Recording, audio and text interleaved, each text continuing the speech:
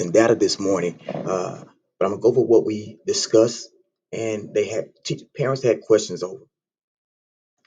Uh, Once again, our theme for this year is changing the narrative, how people, how students, how the world views education, the importance of for some, and the not so important for others.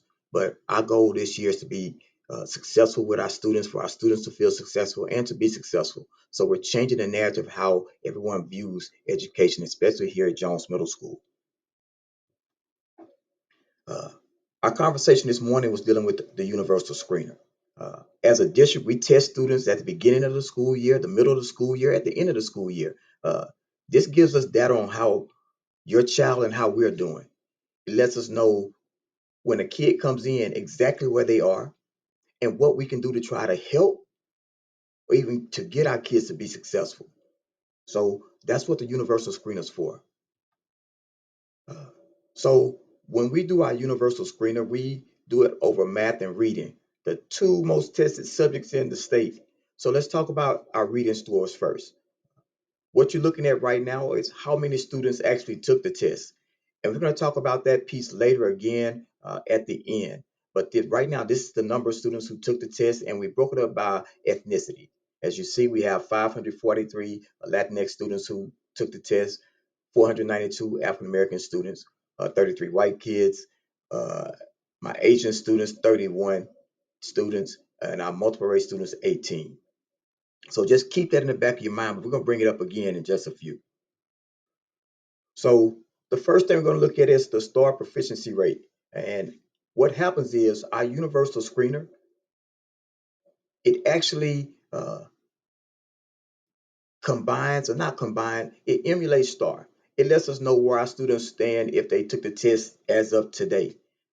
As you see, proficiency means they either achieved it or they didn't. They passed or they failed. So let's talk about that for just a second.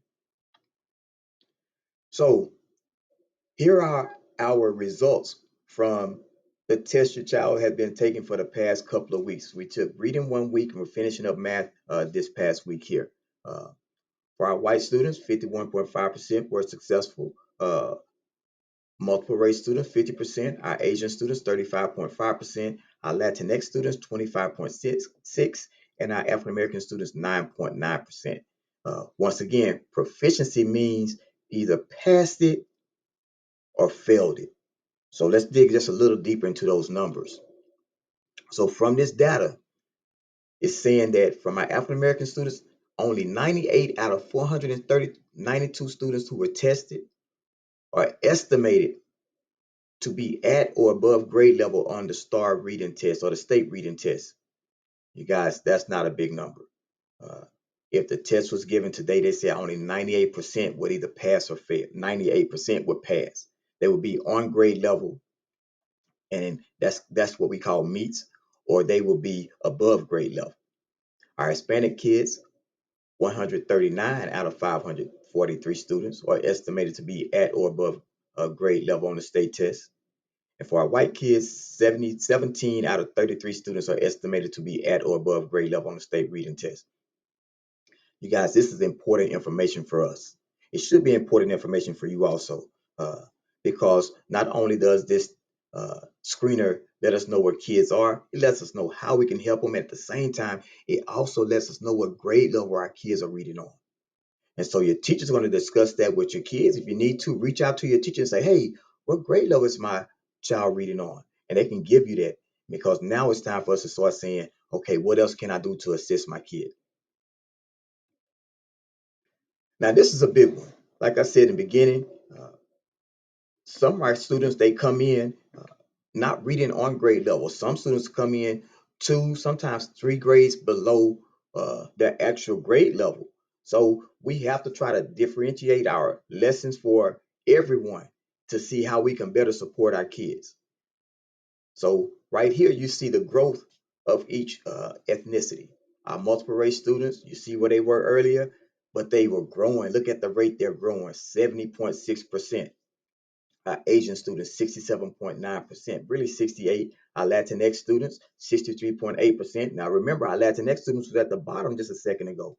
Uh, Our white students, 59.4, and our African American students, 57.1. So we are taking students from where they are and stretching them, trying to get them to try to get them on grade level. That's that growth piece. So dig just a little bit more into the data. So from this data, we can say for our African American students, 262 students out of 458 showed growth from the previous assessment given in the fall. So we're taking them from where they were and we're growing them, but we need even more. Our Hispanic students, 336 students out of 528 students showed growth from the previous assessment given in the fall. And our white students, 19 out of 32 students have shown growth from the previous assessment given in the fall. So the learning is there. It's taking a minute, but the learning is there. We have to make sure that we're doing our part. And in the end, I'm going to talk about how we all can do our part. So let's talk about my favorite subject, math. So this is a tricky one for me because it hurts my feelings when I'm like, man, our kids have to know how to multiply and divide and even add and subtract. But now we're doing it at sixth grade. So they start hitting integers, you guys, because integers help them lead them through high school. Once we hit sixth grade, everything starts to change. It's not just add, subtract, multiply, and divide anymore. Now we're using integers, which are positive and negative numbers. So once again, the number of students who were assessed. I'm going to talk about this number in just a second, closer to the end, but I want to make sure that we're looking at these numbers. Our Latinx students, 536. Our African American students, 481. Our white students, 32. Our Asian students, 31. Our multiple race students, 18. So the proficiency rate, remember, proficiency, either they passed it or they failed it. Look at our Asian kids, 45.2%. Our white students, 31.3%. Our Latinx students, 18.1%. Our multiple race students, 16.7%. And our black students, 12.5%. These are the numbers, you guys. When I say donuts and data, I'm transparent with the data. This is what it is. We have to say, what else can we do? Or Mr. Pruitt, how can I help my child? But let's dig a little deeper into the data. From this data, our African American students, 60 out of 481 students are expected to score at above or above grade level on a state math test. So at grade level, that means they're on their grade level. If they're in the sixth grade, they're scoring on the sixth grade level. Seventh grade level, eighth grade level. In some cases, some of our students are scoring on the ninth, 10th, and 11th grade level. Kudos to those students. But we have a lot of students right there, you guys, that's saying they're not on grade level, Mr. Pruitt. But I am going to say this. All of our content throughout Aldine, anything we teach is on grade level. So if our kids are coming in struggling with multiplying, they're going to struggle because our job is not to teach that multiplication part because they should already know it. So parents, this is where I'm going to need your help. Is to say, ask your kid, hey, say your sevens for me. Just say them. If you hear them and they're in the eighth grade and they're struggling, now it's time to say, all right, let's pause for a second. These next 10 or 15 minutes, I need you to go over and practice your multiplication facts and come back to me. Those are the things we need. For our Hispanic kids, going back to the data, 97 out of 536 students are estimated to score at or above grade level. Uh, and our white students, 10 out of 32 students are estimated to score at or above grade level on the state math test. Important data. But I'm going to show you something that's even more important. The growth piece. Remember what I said. We're taking kids from where they are when they come in and trying to get them on grade level. Look at our growth, what's happening. Our white kids, 67.7%. Our Asian kids, 59.1%. Our black kids, look at the growth they're having, 57.9%. Our Latinx kids, 57.4%. And our multiple race kids, 37.5%. This is fantastic, but we still have to stretch them even more. The growth is there. They're coming in not on grade level, but we're trying to push them there. We're pulling teeth in some cases. We have to get them there. Let's dig a little deeper into the data. This is showing that 226 out of 390 students showed growth from the previous assessment given in the fall for our African American students. That's fantastic. They're moving, but we're trying to get them there. We're trying to make sure they're on grade level. Because remember from the previous data, It's showing that, hey, they're not on grade level yet, but they're getting there. Our Hispanic students, 237 out of 413 students showed growth from the previous assessment given in the fall. And our white students, 21 out of 31 students showed growth from the previous assessment given in the fall. So I'm going to say great job on this piece. But when we're looking at pass or fail, we have to get our kids on grade level. You guys, if you go, and I wish the high schools would do this, so you can actually see our kids are struggling once they hit algebra and English 1 in ninth grade. That's that reading piece. That's those integers I was referring to earlier. We have to know how our goal is for them to be successful in high school. I want them to do everything here so they can be successful in high school. But if we're struggling at this piece with the reading and with integers or with the math piece, they're going to struggle in high school. And the goal is for them to be successful in high school. We're going to continue from this data. So these are the things we do know. That the state rates schools in one or two areas. Uh, Domain 1, that's what they call it, is achievement. Did the students achieve the state's criteria for passing? That's the first thing. Then note Domain 2, did the students grow from the previous school year? So on that growth piece, man, we're blowing it out. We're doing great on the growth piece, but the achievement piece, pass or fail. Even though the state is saying, hey, we're going to grade you on one or two of them. We're not going to grade you on both of them, just one or two of them. So which one is the high, whichever one is the highest, that's the one we're going to rate you on. But I look at it like this. If all of our kids hit the achievement part, that's nothing but growth. That's nothing but growth. Then that sets our kids up for success once they hit high school. Because that's a different beast. But if I can get them to high school and they're like, man, the Jones kids are fantastic. That's amazing. That's the goal. That's the goal. So, parents and guardians, this is how you can help. Number one, make time for your students to read at home.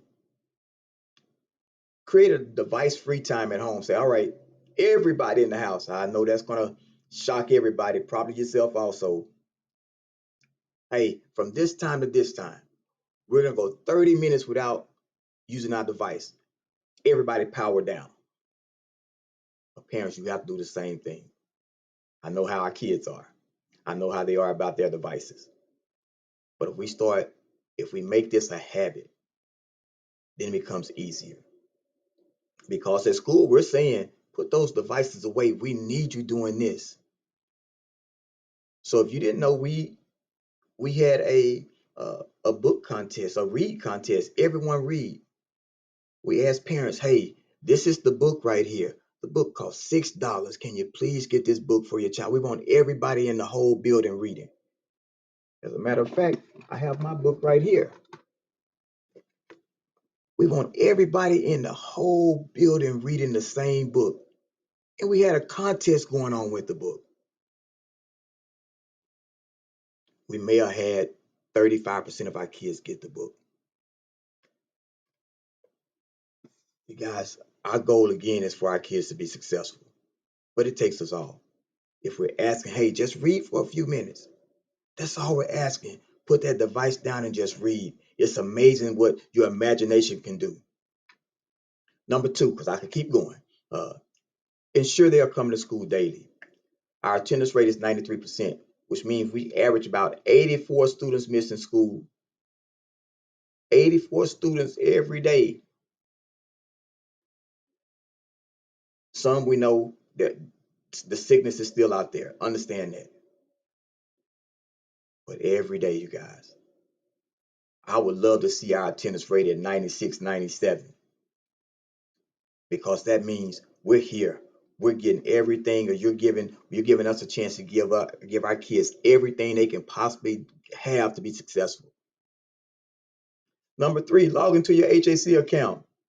Check your child's progress report cards, their grades. I do not want to be, or I don't want to hear, Mr. Pruitt, I never received a report card, because my response is going to be, Do you have an HAC account? My response is going to be, have you opened or checked your child's HAC account? Because that's where the progress reports are. They're not coming home as with paper anymore. There's no excuse on that one. Because that conversation is going to be, well, Ms. Pruitt, can my child just go to summer school? And my answer is going to be no, because your child's not ready for that next grade level. It's nothing they can get in 2 or 3 weeks that they didn't get the whole year. I'm gonna say that again. It's nothing they can get in 2 or 3 weeks that they didn't get in the whole year. Now, if it's just a few little, okay, they messed up on this, that's easy. But you have to do your part and check, get your HAC account and open it. Lastly, parents participate in school functions. I'm doing this donuts and data review right here because the parents who attended donuts and data, they asked me to send it out to everyone. Uh, they're asking principals to make time for parents, and our time is basically on the weekends or at night. And so we have functions at night, we have functions on the weekend, and I see the same parents. I need everybody. Shock me and show me everybody. Show me all 1,200 parents. Make my hair start growing like, wow, look at how Jones Toros show up and show out. But we have to do that because, and I see it because I'm at the basketball games, because we'll come to the basketball games when I'm having a school function, I don't see you.